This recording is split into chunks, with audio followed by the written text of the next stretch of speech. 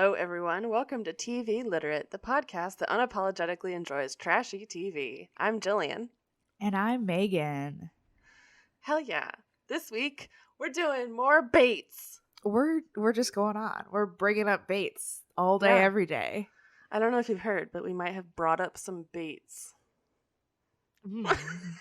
Bring up them Bates. Bringing them. Bringing them. Putting them through obedience training. Oh, God. Every time they say obedience training, it makes me die a little bit inside because... So much. Like, they're not dogs. No, and they don't need to be obedient. Like, to a point, like, understand that if your dad yells stop at you as you're running towards the street, obey that command. But certainly. But yeah, like, being obedient, like, you don't always have to obey people your whole life. Like, that's not the only lesson they should be learning. So it makes you a good kid, obedience, and nothing else. That's it. Nothing else. I hate it. All right, but let's dive in. Let's just get right into it. So we're gonna start, like we said, this we're on season 3, and this season's a little bit longer, so we're doing it in 3 parts. So we're starting today with episode 6, which is called Training Wheels and Trick Saddles. It was a lot of an episode. Things actually happened, which was exciting, but yes, not the things I wanted to have happen, because I really wanted Trace to fall off a horse. I know, wouldn't that have been great? Or Lawson. That would be perfect for our like montage of falling fundy men, which we love to see. We love it, but they're too nimble on them horses. I know. But the first thing that happens in this episode is Judson gets a bike for his 5th birthday. And so for some reason, they immediately decide to take off the training wheels, like right when they give him the bike. And he was so stressed out. Like, he was like, no, I just want to learn how to do it with the wheels on. He just wanted to, like, ride the bike and have fun. And, like, the first time you ride a bike without a training wheels is not fun, especially if you're not that practiced on training wheels to begin with, which he doesn't seem to be. No. This is his first bike. Like, he might have ridden on, like, a sibling's bike or something, but, like, he's literally 5 years old. How much time could he have spent on a bike? Yeah, exactly. I don't know. It was one of those things that, like, I know it probably is because they have all the older siblings, because it seemed like Warden, I forgot Warden existed until this episode. Yeah, the middle boys. It's like the Lost Boys and the Lost Girls, the Duggars. Like, the middle boys are largely forgotten. Like, the ones past Trace and them. They're going to be our late season character additions. Exactly. Just like we're getting like Justin in the Yeah. I was like, wait, there's a Justin Duggar? Exactly. Yep, there is. And he's getting married for Jesus. Oh, God. So Warden was helping Jed with the bike, and he was really trying to get him to do a wheelie, because that's what you do on your first day of riding a bike when you're 5 years old, is pop a wheelie. Right. I don't know. It was all very stressful, and then he got real upset and had them put the training wheels back on, which reasonable. I didn't learn how to ride a bike until I was like 12. Yeah. Well, and I mean, yeah, I don't know like when, like, age-wise I learned to ride a bike, but like I remember it being like a fun thing to learn to ride a bike, and it wasn't stressful because my parents like let me use my training wheels until I felt really confident in them and ready to do it. Because that's scary. Like, also, they could get really hurt too. You know? Yeah, especially riding around on a little bike on a porch with like stairs and shit. Yeah. I don't know. These people, we know, they have no concept of safety. They don't care about it at all. If he dies, he goes to Jesus. It's fine. I mean, there's 18 other ones, That's why we have so many. I'm like, more space in the boys' room.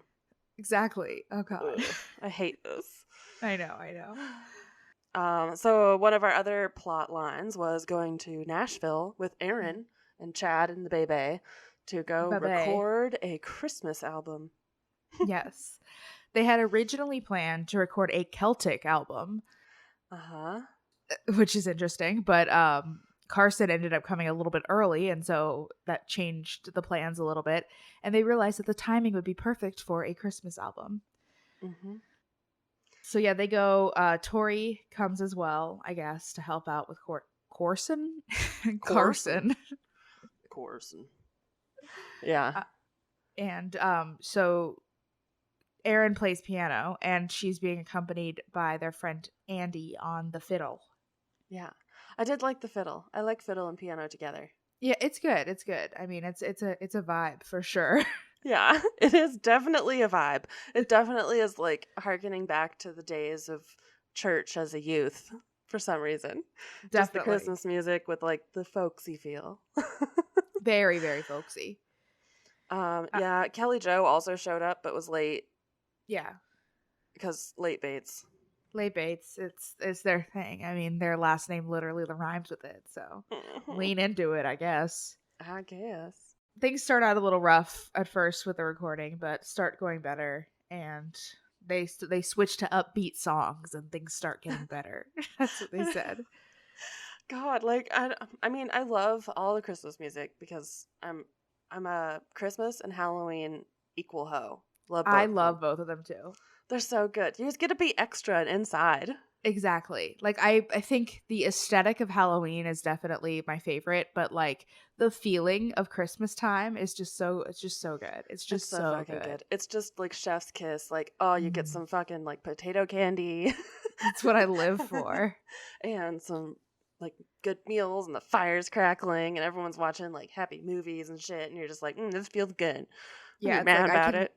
I can suffer through the heat, the horrible heat, just to get to October through December. Mm-hmm. Yeah, that's it. Yeah. Okay. Anything else to say about the album? So then they have another recording on the next day, and they show a little bit of that. And Lawson actually shows up to that, which of course he has to be involved in everything. He's like, "Oh, you like music? You're doing music?" And she's like, "I've released multiple CDs already, so like, I know, yeah, I'm good." Like Erin is like a fucking crazy piano player. Like, yeah, I mean that's what she went to college for, supposedly. Yeah, like so it's crazy. Like watching her is like, wow. Yeah. It's a little intense sometimes, but it's like crazy. It's very like dramatic church, like the organist at church kind of playing that she does. No. A little scary and intense sometimes, but like, yeah. I mean, definitely like, what is the word I'm looking for? Mesmerizing is the word I'm looking for to watch. Sing to me, you angel of piano. Phantom of the Opera. It's okay. I did think it was really cute that like Chad and Carson were like snoozing on the studio couch while she was recording. Like it was nice. And, it was cute. Again, Chad, probably a good guy.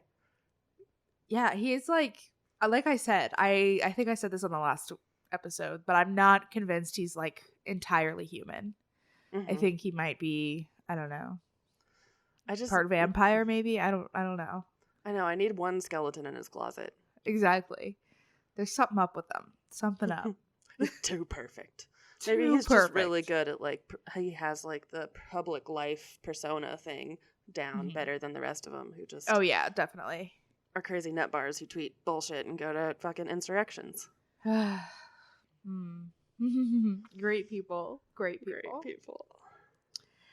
So, the other thing that happens this episode is kind of flashback to last season when they went to the Dixie Stampede, and Shadow, who was one of the horse trick people on Dixie Stampede, comes to the Bates Ranch to teach Trace and some of the other people some horse tricks. Yeah, they teach them horse tricks, and he brings along a girl. A girl, and she was wearing pants. She was wearing fucking pants. She looked like a whore. Not really. Whore. She didn't. She just looked like she was riding a fucking horse. She looked like a normal person. How do you ride a horse in a skirt? Yeah, no thanks. Especially when you're doing tricks. Like, that's not efficient. Yeah, you're not like riding side saddle to do horse tricks. No. Yeah, so the Bates have all these fucking horses, I guess, down the road on a farm, on a ranch. I don't know if it's their ranch or somebody else's ranch where they're posting their horses up, but it's like 130 acres and it's wild.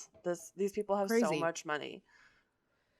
Yeah, I don't know. Horses are fucking expensive, so. They probably have like 19 horses and 19 children. Yeah, like Jesus Christ. If you laid off on either of those, you'd have so much like disposable income. Yeah. Yeah, for real. They probably just let's be honest, it's the bait, so they probably like just trade tree jobs for like everything. Yes, that's probably true. That's their number one form of currency is tree jobs. Yeah, they think they'll be fine in the post-apocalyptic world until they realize that chainsaws run on gasoline. Yeah. Yeah. My favorite part of this was when they had they just had the Bates kids like led the Shadow and the assistant like through the streets on the horses, and they had like this country ass music playing in the background. I was like, oh god, this is so much. It was so much. They rode into Rocky Top, which is like a large enough Tennessee town that like I knew the name of it. Yeah, it's like, I mean, it's not like fucking Nashville, but yeah, it's like a town with cars in it. Right, and for Tennessee, that's a town. Like there are plenty of towns smaller than that. Oh yeah. All of the stuff that they taught them to do on the horses was fucking hilarious, especially when they pushed Trace's face into the horse ass. Yeah, that was good. That was great. He was like on the back of the saddle and he had to like hold on to it, and then they made it so his face was in the horse ass and his feet were straight up, like he was doing some kind of yoga move in a horse booty. Yeah, it was awesome. It was so good. And then of course Lawson had to try something where he wanted to lay off the side of the horse, which they call the Apache, which doesn't seem great. Yeah, not really. But yeah, they all rode horses, and Shadow and Ashley were like, wow, these aren't trick horses. And they're like, yep. Yep, they're just regular old horses. Trained by the I don't even know what the word is. Like, they're just so inconsistent. The inconsistent Bates sons. I can't imagine that they're there training horses every day. No. I mean, they're the late Bates. They probably just like don't show up to things because they're so late to them, I imagine. I know people like that, so. Yeah. I mean, I have a couple friends who are super late people. Like one time one was 4 hours late. Mm-hmm. I have one like that too. And it's like, it's always just I'm usually like, if you're late, I'm going to cut you.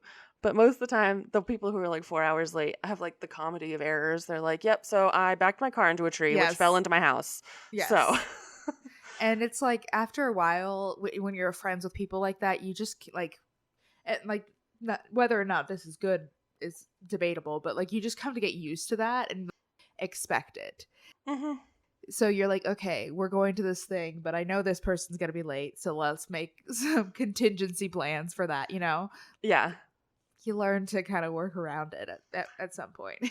Yeah. And if they don't like expect you to wait for them or whatever, like if you can just text them to go along, that's fine. People are late. Exactly. Some people are just not all in the timeliness book, which is fine. But things happen.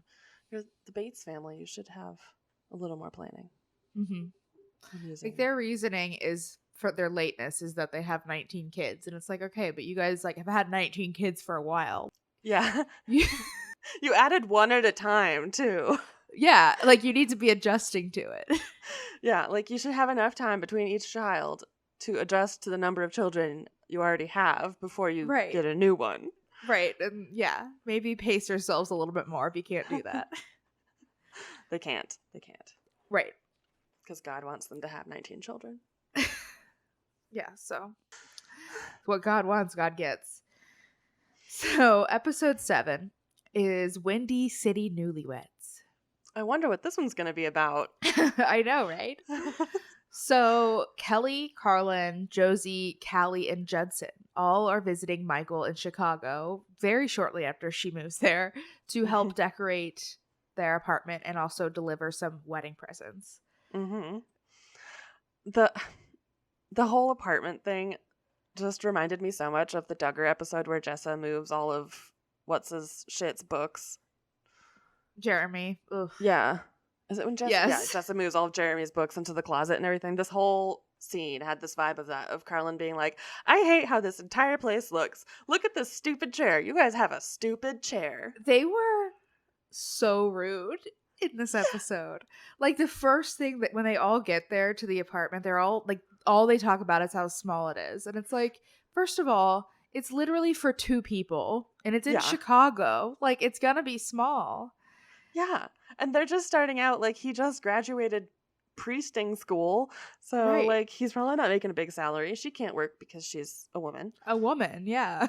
Though I think she does work. At least partially. But. Oh, yeah. But I don't think at this point she did. Mm-mm.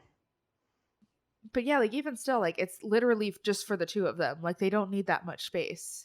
No, and like it would be great to have your family come and like help you move couches and shit when you're first moving into a place, but like don't insult my fucking leopard chair. It's a comfy ass chair. Yeah. Yeah, they had like one of the big points of contention was this huge leopard chair, which Michael said that her and Brandon sat on together every morning and did their prayers together on this cheetah chair. And to be fair, it was hideous, but it was their cheetah chair, and like they had no other furniture in that room, I don't think, really. Yeah, they just had like big couch. Yeah, and they were just talking about how they needed to get rid of it, and it was like clear that Michael and Brandon did not want to get rid of it, but they would not give it up. No, but they did eventually give it up after Brandon asserted that he was a man and said no. Yes, he's the man, so he makes the final decisions. Thankfully, it did turn out okay. They did get more space to walk around the furniture. Sometimes you just gotta have 5 people come in and fucking yell at you in your house to figure out how your furniture should go. I guess so. Brandon was getting so pissed, though. You could see in his eyes how mad he was. He was so mad. This is why I think Brandon is secretly not Chad. Because, like, he wants to be Chad, but he could kill someone. Oh, yeah, definitely. There was at one point where Carlin was like being annoying, was like hounding Brandon to like get rid of something in the room because it was too cramped. But like, I mean, it was just a small room. It didn't have that much stuff in it. It just was a smaller room. Yeah. And she was just going like, get rid of something. And then Brandon was just like, do you want to take a walk to her? And then I think he like realized what he said and he felt like bad about it. But it was like, oh shit. It was so good. It was so good. It was. I definitely thought that he was gonna like throw her off the roof at some point in time. Which honestly, she kind of deserved it. She was being. She did. Rude. She just comes into someone else's house and insults it. Yeah, it's like you're crossing the line, ma'am. Like you're here for like helping to like logistically figure things out and things like that. And if you're asked to like an opinion on something, certainly give it, but you don't have to be this pushy with your unwanted opinions. Yeah, you can say, hey, I don't really like that chair. How do you guys feel about it? And if they're like, oh, we love that chair. It is ugly, but we love it. Then just be like, okay, well, cool. We'll figure out how to and hide a little bit of the ugliness somewhere. Exactly. Like you put some pillows on it or something. I don't know. And it's not like furniture is fucking cheap, especially in a big city. No, yeah. Yeah, it's like when you're like a newlywed or like moving to your first apartment, like your furniture sucks and it's disgusting and that's just how it is. You just get what you get what you stumble into, however you stumble into it, and you deal with it. Yeah, as long as it doesn't have bed bugs, it's good. Exactly. And then when you make money, you can choose your own furniture, but like when you're getting established, you just take what you get. Yeah, you got to have something to sit on while you're making money. Exactly. Do we want to continue on Chicago and then go to Aaron and Chad and then let's just do that. Okay. So let's see. Oh, I did think this was really funny. Gil says a guy is always wiser when he thinks before he speaks, but he's the wisest when he just thinks. I mean, sure. All right. I mean, it is his house, Gil. It is Brandon's house. Oh well. So the other thing they do while they're in Chicago is the family goes to Navy Pier, of course, because, I mean, you got to go to Navy Pier if you're in Chicago. They do a little boat tour And I loved that Kelly was shocked that the city was pretty. She was like, I just always assumed it was an ugly big city with big ugly buildings, but wow, it actually was pretty. And it's like, yeah, I mean, Chicago. Yeah, like cities can be pretty and also made of cement. Yes, exactly. They have their own aesthetic appeal to them. Yeah. Different than the countryside for sure, but can also be nice. Exactly. But again, gotta give design advice where design advice is not asked for. Exactly. City of Chicago. I like these buildings. All right. Okay, we were gonna change them if you didn't.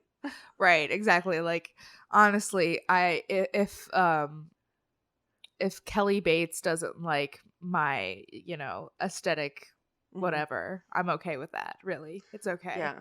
I think that might be a goal of mine. Exactly. Just whatever the opposite of hers is.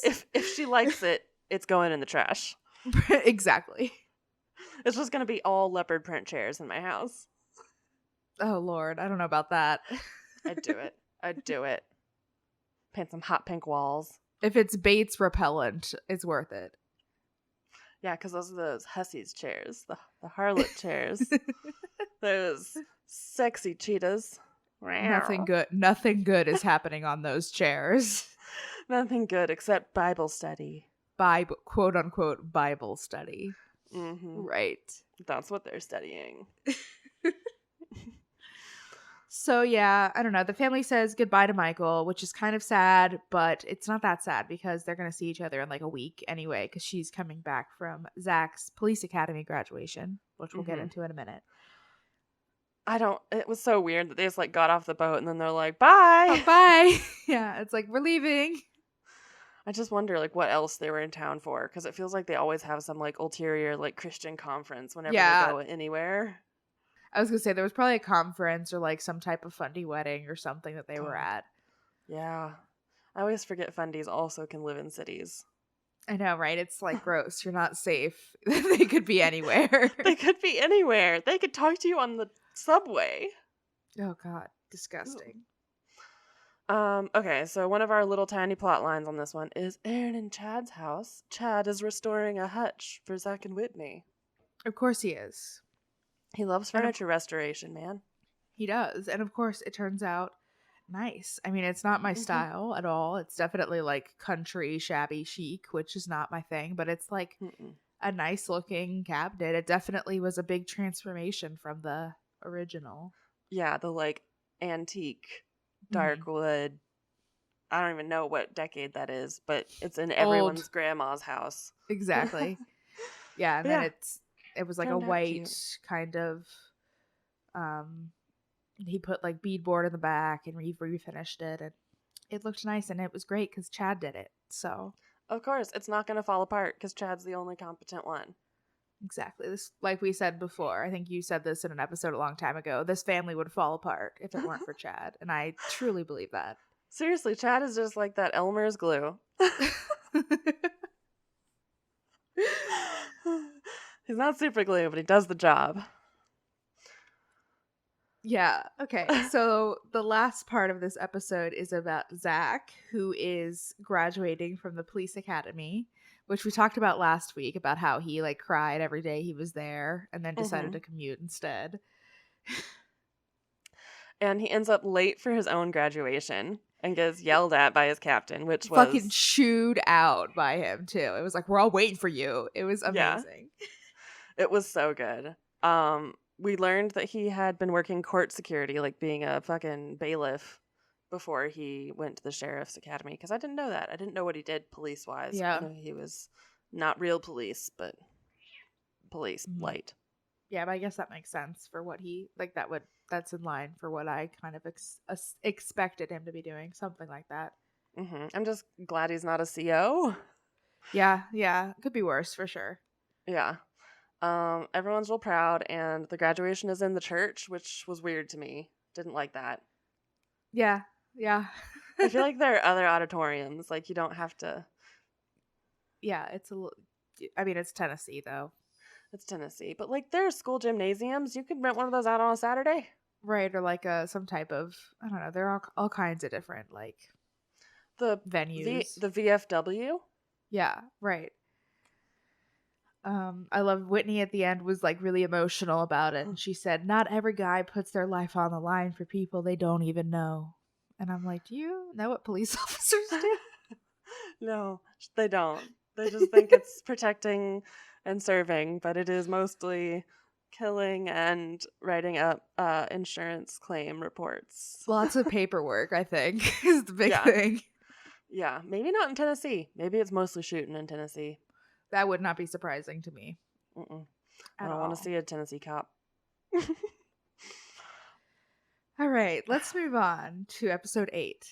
Is that all for that episode? Is there anything else? The only other thing I wanted to mention was, of course, Gil starts with his fucking Trumper bullshit.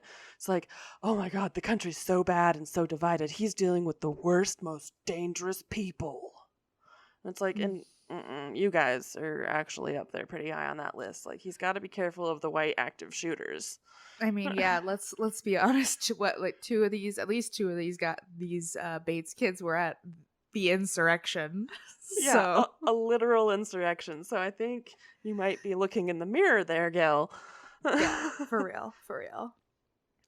All right, so episode 8 is called Beaches, Boats, and Baits. And I just want to start out and say that this is a small fucking world we live on, because this little beach they go to is called Cape Sandblast, Florida. I've been there before, and my family, they are obsessed with going to this beach because it's a dog-friendly beach, and they love bringing their dogs, and they're actually there right now. So, wow. Isn't that weird? Wow. It's not like, this isn't like fucking like Sanibel or something, you know? Yeah, like I've never heard of it, and like my grandparents lived in Florida for a little bit, so it's not like a big name. Yeah, it's like I said, it's a dog friendly beach. It's very much a like secluded beach town, and for that reason I didn't like it, because I don't I don't mind going to the beach, but I don't like beach trips where all you do is go to the beach. It's just not my thing. I know, I want to go to the beach one day and like go to the aquarium and the museum. Exactly. Like, that's the kind of beach trip that I'm cool with, but there's like really nothing to do there but go to the beach, and so I didn't like it. But for people who really like just like beach shit and like fishing and stuff, it's like that's the type of place it is. Interesting. Yes. Anyway, the Bates are there. And all the life chaos that's going on in the Bates family, which, like, it seems like there's just always going to be Bates family chaos because there's so many of them. So whatever. Anyway, the family wants to take some family time, build some memories, you know. So they're going on a family beach trip with most of them. There are some that aren't there. Zach and Whitney aren't going to be there. Brandon and Michael aren't there. And neither is Chad or Tori. So we're missing some. But you know what? That's fine. There's still plenty left. Yeah. There's more than enough. There's a full bushel of them. They all pile out of the big assault vehicle van. In Colorado, we always called them the Mormon assault vehicles because always Mormon families would have them. So I don't really know. The Fundy assault vehicle? Yeah. Just general Fundy. And, you know. Because they always come rolling out like 15 deep out of that van. They're like, ah! Scary.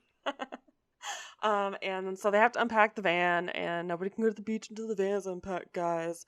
Which, like, please don't let your children go to the beach unaccompanied anyway, in general. Right. Too.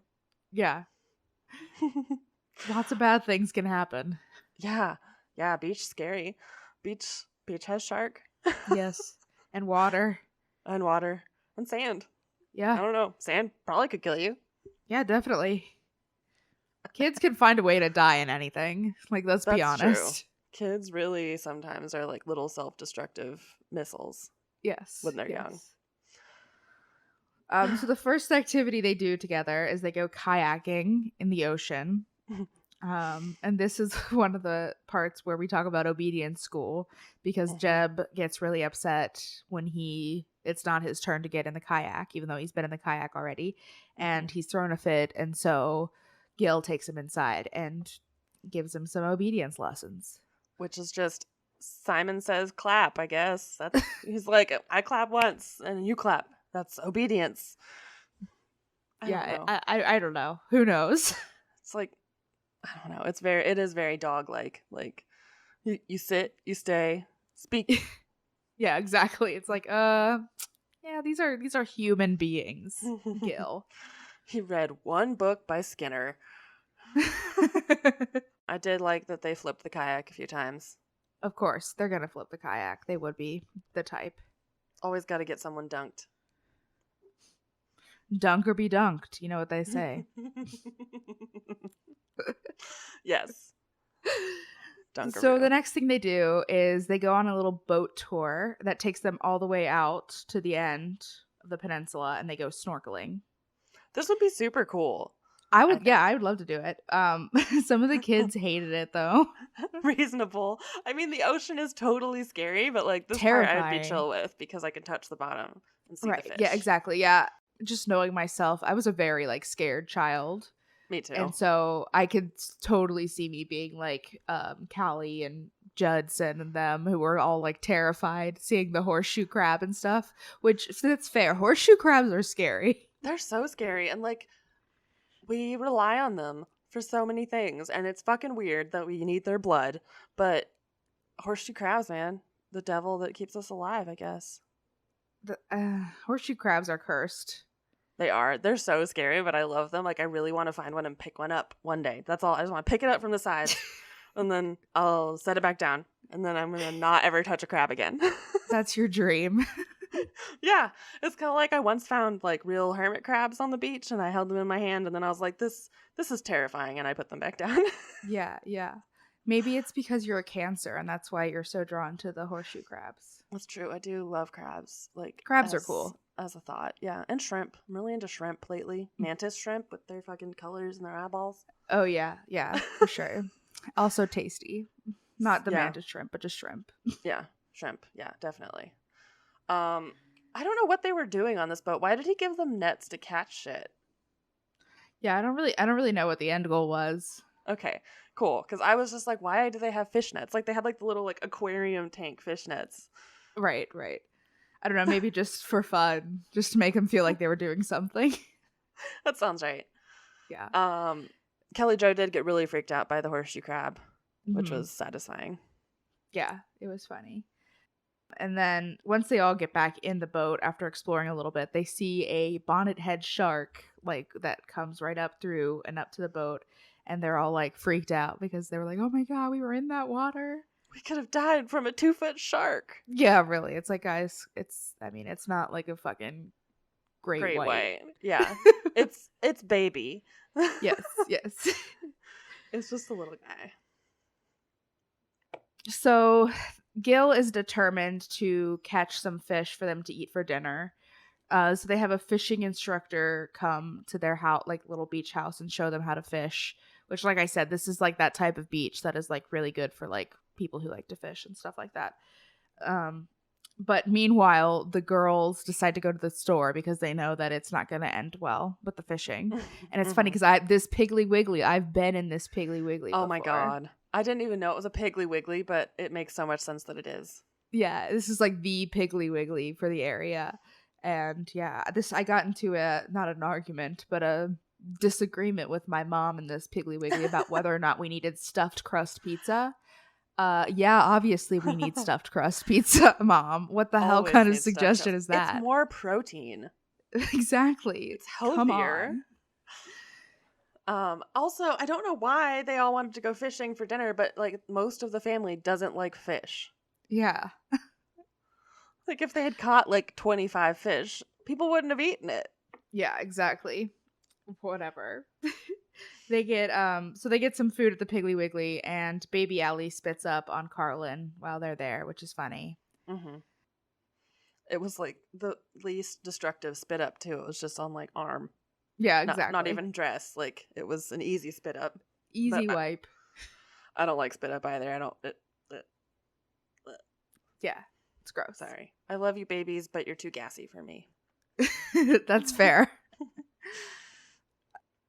So the fishing people are struggling catching fish, and in the end, they only catch one fish, and the person who catches the fish is Callie, who is, what, like 6, 7? Yeah.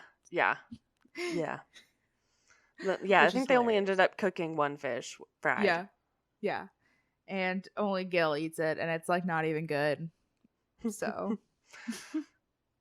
I can't imagine fishing right off the shore of a beach like that, like you wouldn't get much stuff. Big fish don't Probably live not. there. They live in the deep. Mm-hmm. Yeah. That's probably not the best area to go fishing. Mm-mm. But, you know, whatever. Whatever. Like they prepare for anything. Exactly. It's the fucking baits. Can't rent a boat and go out on the ocean and fish. They could take their kayak out and probably get bigger fish, but that's also how you get dunked. Yeah, exactly. It's the baits. They're going to get dunked. Flip over with the whole cooler of fish on their kayak. Let them all free. All right. Do you have anything else to say about this episode? No, nope. I don't. Okay. Let's move on. Episode 9 is called Backseat Baits. They're really on the edge with some of these titles. Yeah, it's bad. They're bad. I hate them. Yeah, but the last episode with being baits, boats, and whatever, I just immediately was like, beats Battlestar Galactica. Exactly. Bears beats Battlestar Galactica. Yes, mood. Okay, so the first thing of this episode is Chad, of course, doing the most. Mm-hmm. He's designing the cover for Erin's Christmas album that she recorded a couple episodes ago. God, it was so cute. I don't know why it's so cute. I just like Chad. Yeah, he's so much. But he it was funny because I guess he had designed covers for Erin in the past, and Erin just said, I knew he could do designs because of course he could do anything. And it's like, yep, that's Chad for you. That's Chad, a real Renaissance man. Yeah, her CD is called Comfort and Joy. And the cover is a picture of Erin just like smiling with a red hat and mittens. I think she's blowing snow while smiling. Yes. It's like, wow. Just as cheesy as you could get. Oh yeah, but that's what sells at Christmas. Yeah, cheesy, I guess so. Cheesy is the vibe you want at Christmas. Yeah, that is like that's the one time that it's like acceptable to just be pure mm-hmm. cheese. On Jesus's birthday. Cheese for G's. Jesus Christ. Yeah. Do you have anything else to say about this part? No, this whole part of this episode, the rest of this episode just completely made me forget everything before because this I know, this was such a weird episode. It's so stressful. It's so stressful. And like little tiny like chitlins going through this stuff. I don't know. It was wild. I know. Okay, the family is going to the Blount County Sheriff's Office, the Blount County Sheriff's Office Regional Training Center. Say that 5 times fast. And they're going to see some of the training stuff that Zach went through in the academy. I love that Zach went back to his academy officers, I guess they would be called, and was like, could you like put my family through the ringer? Can you abuse my family a little bit for me, please? I know that you know that I cried every day for 11 weeks, but please put my family through this as well so that they don't think I am a little wuss. Yeah, exactly. Nothing like coping with your own trauma, like putting your family through that same trauma. Yo. I think Gil says, quote, I bet when Zach pulls up, his legs will start shaking again. God, I don't even know. I can't imagine going through academy or like boot camp. No. I don't want to be abused for fun or for like profit. I am not here for that at all. It's not me. Not for me. So one of the first things that they did was pursuit driving, which would be the only part of the academy that I would be into. Because I'm not into it at all. I have so much car anxiety, and like I was in like a traumatic car accident, and I wasn't injured in that accident, but I was traumatized by it. Mentally injured, yes. Yes. And I've always been a very anxious driver and passenger, so this is not for me. I think that's why like closed course driving stuff appeals to me, because there's no one else there. There's like no obstacles that you can kill you. Like you can just fling everything around, and that's the only way that I'm okay with flinging around a car. I guess I understand that, but the problem is my accident was literally just my car braking in the middle of me driving. And so it was like, yeah, like my axle broke and my wheel fell off. Fuck, yeah.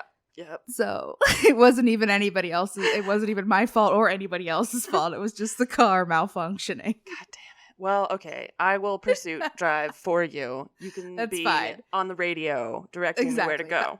That's perfect. I'm fine with that. Sick. But Whitney also was pumped for pursuit driving and was having the fucking nicest time being thrown around the car, just like having a time. I don't know.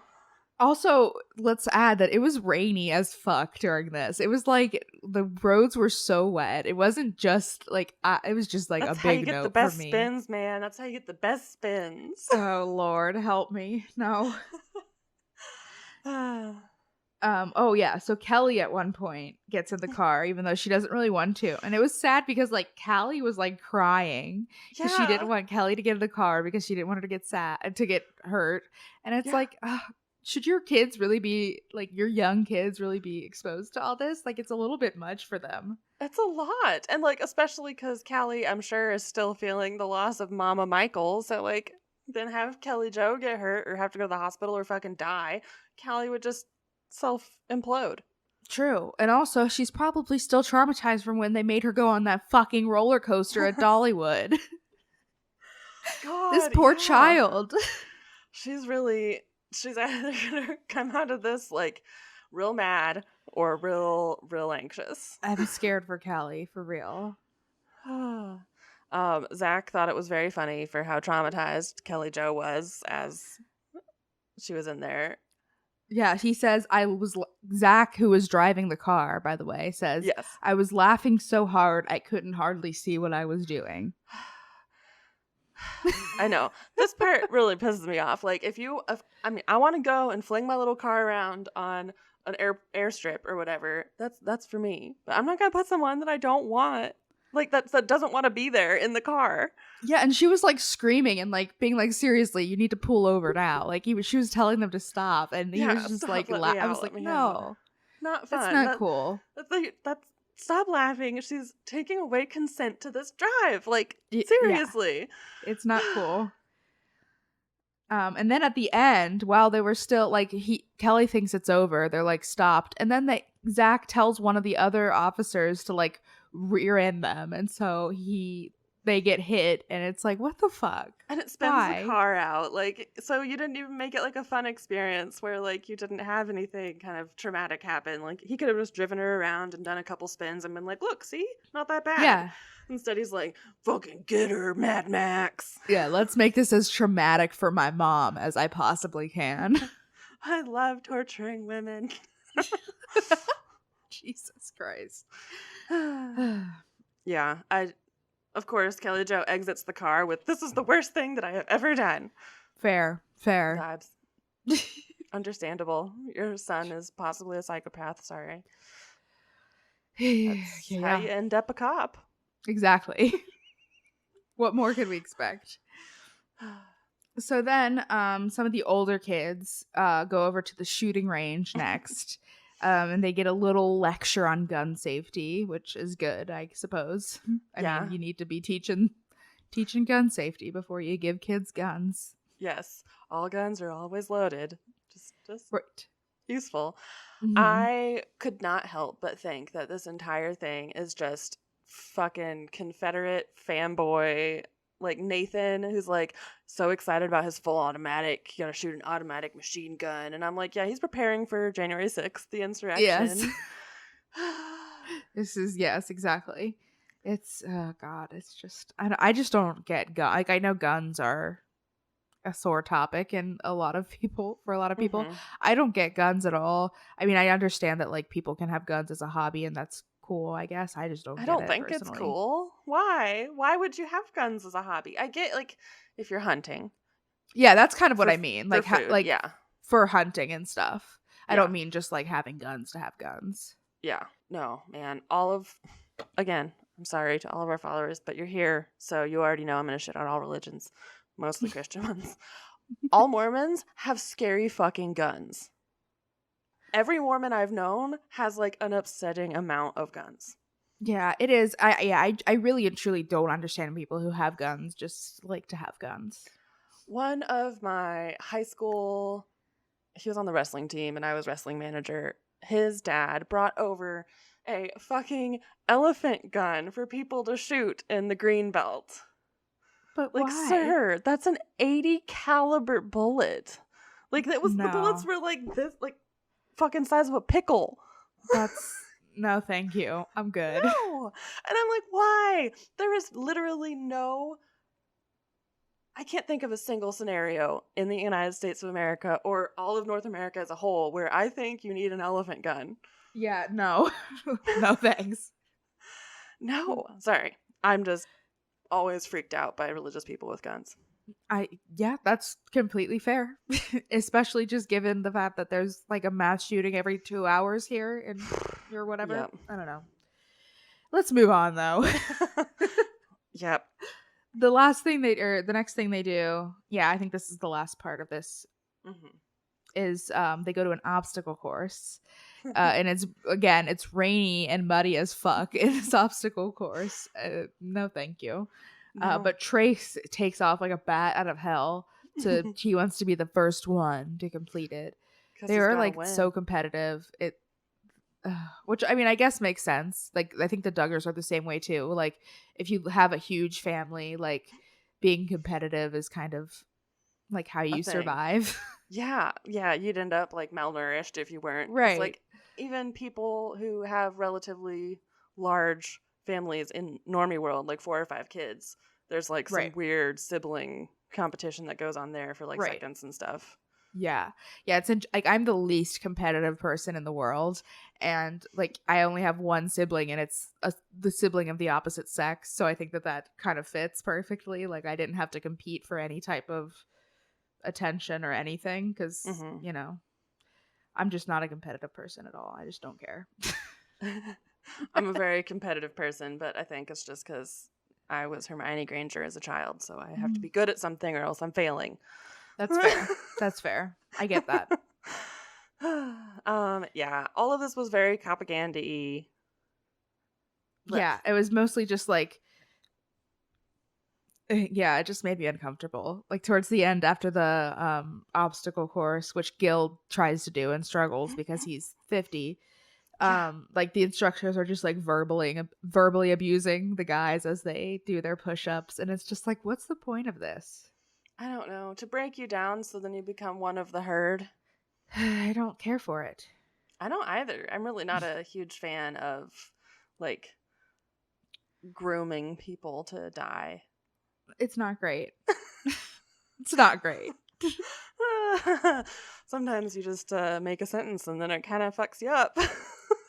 So the last part of this episode, we have Lawson, Carlin, Josie, and Kelly visiting a children's hospital in Knoxville to sing to the sick children.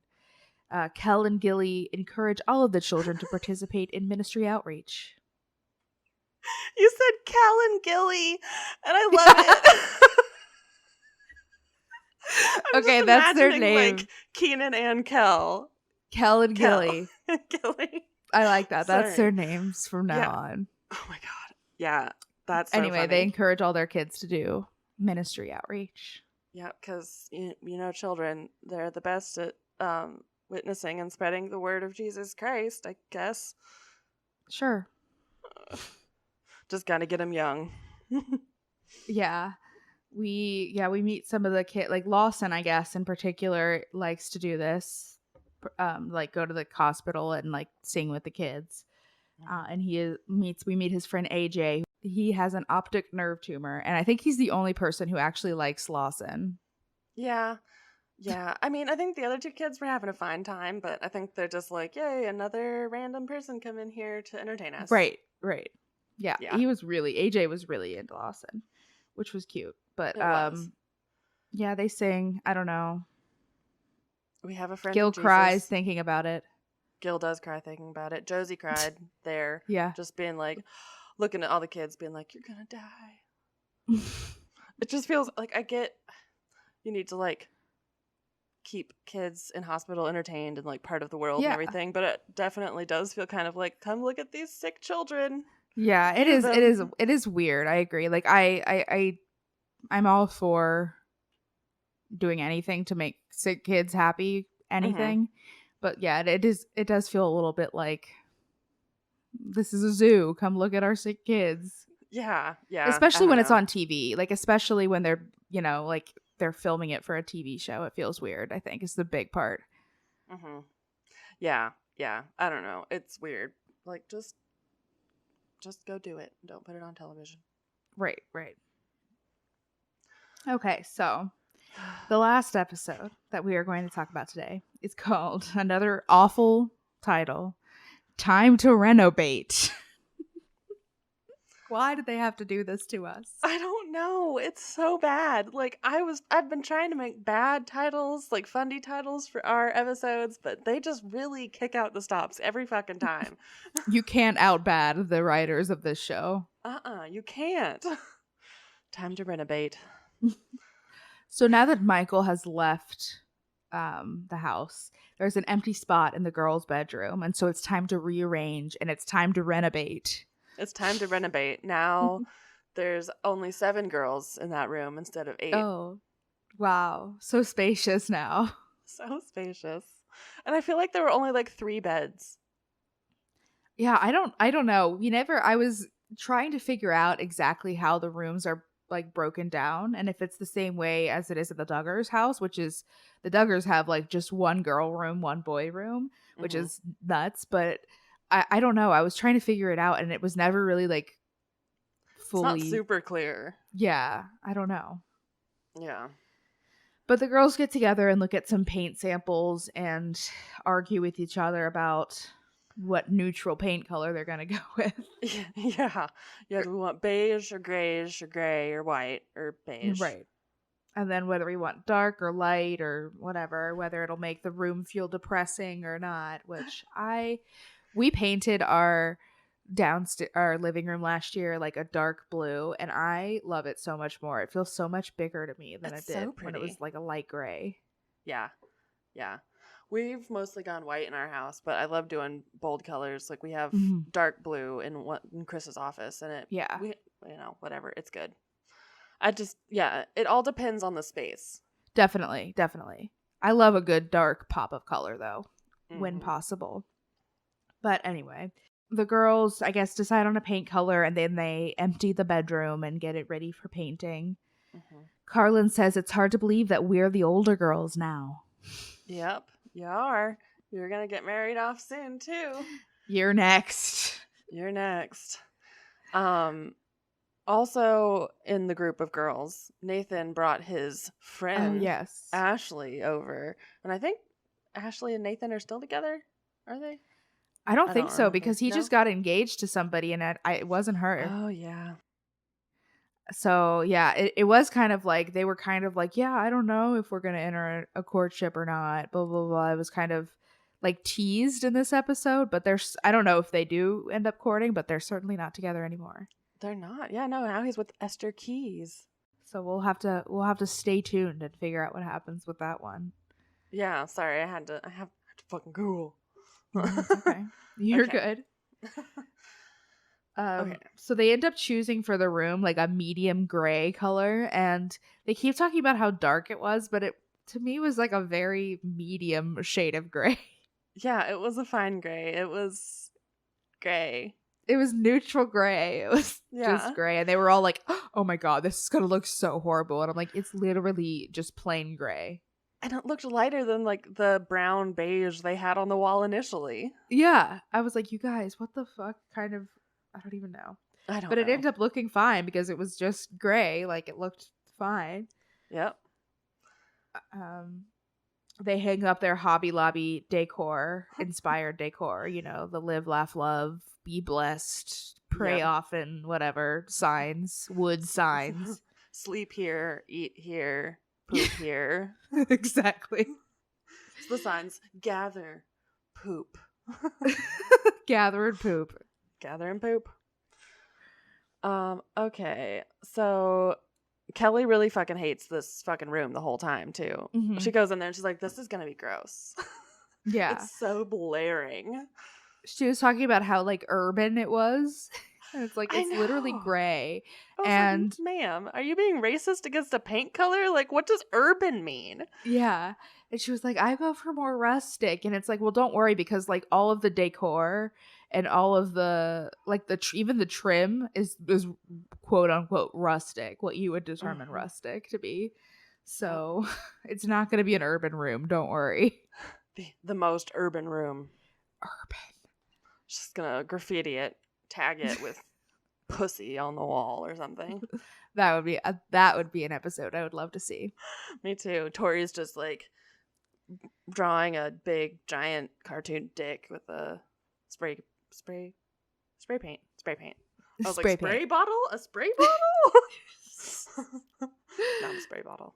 Okay, so the other plot line, well, one of the other plot lines of this episode is Zach and Whitney are also working on their house. They've been renovating a lot. They've done a lot of stuff to modernize it a little bit, and it does look a lot better than it did. Like, yeah, holy shit, it was a bad house when they moved in. Yeah, like all old paneling, just very outdated, and now it's just like a normal modern house. And so they decided they want to get a new couch to go along with it. And this was all just basically a large Rent-A-Center ad, which was great. They go to Rent-A-Center. Yeah, and they decide they want a black couch. And they find it so quickly. Yes. Like, I've never found a couch on one trip. No. Yeah, you always have to go to like several different stores and then weigh all your options and come back a different day. Yeah, it's not just like you walk in and are like, there it is. Yeah, they picked the first one in the store, basically. Yes. Oh, well. It's like a black pleather sofa and love seat combo, you know. It'll be a great birthing sofa. Exactly. You can just wipe that placenta right off. Oh God, disgusting. So yeah, we get even more of a Rent-A-Center ad when the delivery truck comes to deliver the sofa to their house. And you know that the delivery guys are like loving that they got to be on this TV show for their job. Screenshots of the show were definitely their profile pictures for like a year. 100%. Yeah, they were really, really into it. Anything else to say about the couch? Not really. Okay, so the last thing is basically big house time, trying to figure out who the fuck is gonna cook food for everyone now that Michael's gone. Yes, exactly. Yeah, they kind of talk a little bit about how like they adjust when a sibling moves out of the house and their jobs are kind of like up for grabs. And they're like, yeah, they just kind of like somebody just figures it out and falls into the role. And it's like, that doesn't sound efficient to me. It's like, oh, we realize that we need somebody to cook us food. So hurry, quick, somebody figure it out. Tori, go on Pinterest. For real. But that's Tori, what happens. Yeah, she got some recipe that was like honey chicken something or other. I don't know. It had a glaze and they had to bake it in multiple pans and it got weird. I don't know. Tori doesn't like to read recipes or instructions, so it goes about as well as one would assume, but ends up fine to eat. Being edible, at least. And then I think Carlin said something like, we miss Michaela, but we replaced her. Yeah, it was like, oh, great. Cool. Yeah. And the only other thing that I noticed in this fucking scene was at the very end, did you see on the wall of their house, it says, the fields are white unto harvest? Yeah, they had like a fucking like scythe hanging on the wall. Like, yeah, it was weird. Like, I looked up the line from the Bible and it's just talking about like when grain is ready to harvest, but it feels more pernicious than that. Yeah, it was just super weird. They had this like giant blade next to it too. Like it just felt very ominous and threatening. Like we're harvesting. Yeah, harvesting your organs. Yes. That's how they make their money. They are just organ farmers. That's scary. Might not be wrong. You never know. You never know. Could be, I mean, weirder things have happened, I suppose. I think I'd probably respect an organ farmer more than a child predator. So, yeah. I mean, I guess it would just depend on the circumstances behind the organ farming, I think. But yeah. That's Neither fair. are good. Let's No, just both be bad. clear. Both bad. Both bad. Very bad. Don't be either an organ harvester or a child predator. Yeah. No. That's our advice of the week. Yeah, we really live to serve and We give do. you We our do. really good Deepak Chopra level insight into the world. Exactly. But I think that wraps up this episode. We will finish up season 3 of Debates next time. We are very much looking forward to it. I'm Hell sure we'll yeah. have lots of fun things to say. But if you have anything you want to say about anything that we talked about this week, if you have any suggestions about things you'd like us to talk about in the future, or if you just have something you want to tell us, feel free to send us an email at tvliterate@gmail.com. And you can find us everywhere on the internet at TV Literate. We are on Facebook, Twitter, Instagram, Tumblr, Reddit, everywhere. If you have anything interesting or funny or fun to send us, we love it. We always appreciate it. And we love talking to you guys. We do. And if you have a chance, feel free to leave us a review very quickly. We would really appreciate that as well.